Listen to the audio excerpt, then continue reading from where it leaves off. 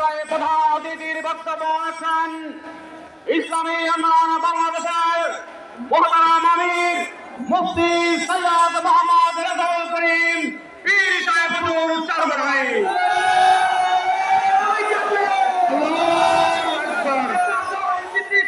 বীর সাহেব চরমোনাই, বীর সাহেব চরমোনাই, সংসদে দেখতে চাই বীর সাহেব চরমোনাই। কি আছে হাত পাকা, হাত পাকা, হাত পাকা, হাত পাকা।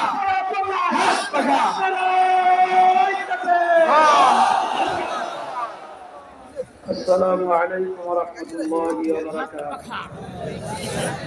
الحمد لله وكفى وسلام على عباده الذين اصطفى. أما بعد فأعوذ بالله من الشيطان الرجيم. بسم الله الرحمن الرحيم. ظهر الفساد في البر والبحر بما كسبت أيدي الناس. صدق الله العلي العظيم. সবাই দুরূদ শরীফ পড়ে اللهم صل وحبيبنا ومولانا محمد صلى الله عليه وعلى آله وأصحابه وبارك وسلم. ইসলামী আন্দোলন বাংলাদেশের সহযোগী একটা সংগঠন ইসলামী যুব আন্দোলন আজকের ঐতিহাসিক সরাসরি উদ্যানে আজকের যে যুবকরা যে সম্মেলন আমাদেরকে উপহার দিয়েছে, আমি বলবো ঐতিহাসিক ময়দানে ঐতিহাসিক যুব কনভেনশন। লক্ষাধিক যুবক উপস্থিত হয়েছে, আমি যেটা অনুমান করেছি এবং যতটুকু তথ্য আমার কাছে আছে। আমি তোমাদেরকে ধন্যবাদ জানাই, কারণ আমরা যে আশা চিন্তা আকাঙ্ক্ষা নিয়ে আমরা যে মাঠে ময়দানে কাজ করছি, তার আজকে আমাদের আশার অনেকটা বাস্তবতা তোমাদের কনভেনশনের মাধ্যমে তোমরা আজকে আমাদেরকে দেখিয়েছো। শুকরিয়া আদায় করি, আল্লাহ রাব্বুল আলামিন তোমাদেরকে জাযায়ে খায়ের আল্লাহ দান করুন। কথা বেশি লম্বা না করে, যেহেতু আসরের নামাজের সময় একেবারে এসে গেছে, আমি যুব কনভেনশনের মাধ্যমে আমি তোমাদের সামনে যে আয়াত শরীফ তেলাওয়াত করেছি, আয়াতের মাধ্যমে মূলত বোঝাতে চাই আল্লাহ রাব্বুল আলামিন বলেছেন জিহাদ করো করার মতো। আজকে তোমরা জানো বাংলাদেশ সহ তামাম দুনিয়ার মধ্যে যে নীতি আদর্শ বাস্তবায়নের চেষ্টা চলছে, সেই নীতি আদর্শের মাধ্যমে মূলত দুনিয়াতে শান্তি ব্যক্তি পর্যায় থেকে শুরু করে সমাজ রাষ্ট্র কখনো দেখে নাই, কোনোদিন পায় নাই, পাবে না। একমাত্র একটা নীতি আদর্শ, যেই নীতি আদর্শের নাম হলো ইসলাম। আজকে ইতিহাস করলে আমরা দেখব ইসলাম নীতি আদর্শের মাধ্যমে শান্তির গ্রান্তি দুনিয়াতে, আখেরাতে মুক্তি। তার বাস্তবতা আপনারা দেখেছেন। আমাদের দাদু যে কথা বলেছেন, এই হিন্দু ঐক্যজোটের সভাপতি, তিনি ইসলামী আন্দোলনের ব্যাপারে বলেছেন যে আমরা দেখেছি সেই ৭১ থেকে শুরু করে ইসলামী নীতি আদর্শ যারা আমরা লালন করি, আমাদের কি চরিত্র, আমাদের কি আদর্শ, আমাদের কি কার্যক্রম। যেহেতু সে বলেছে, নতুন ভাবে আমার আলোচনা করে বোঝার কোনো প্রয়োজন হয় না।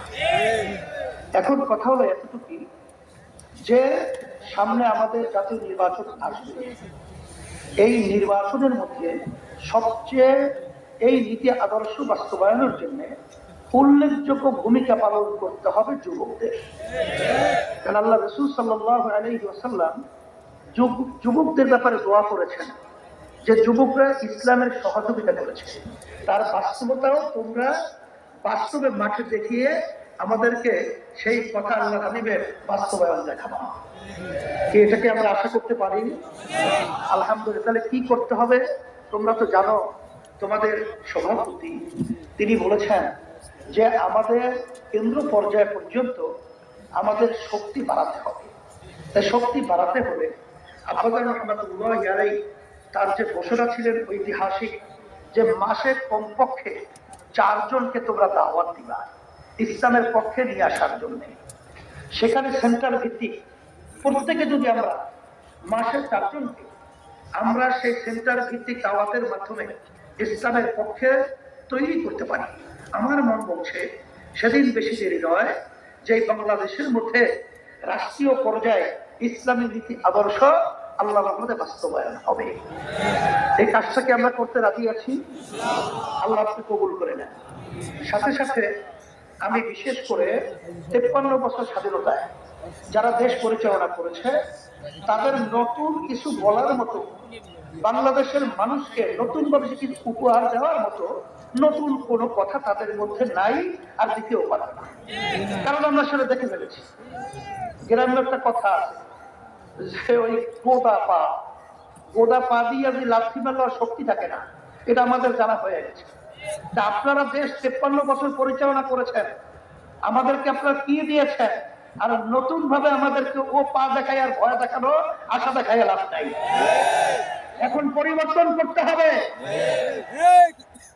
আর যদি এর পরিবর্তনের সুযোগ এখন 5ই আগস্টের পরে ইসলামের পক্ষে যেভাবে তৈরি হয়েছে, 53 বছর ইতিহাসে এত সুন্দর ইসলামের পক্ষে পরিবেশ তৈরি হয় নাই। আমি তোমাদের সামনে আয়াত শরীফ তেলাওয়াত করেছি।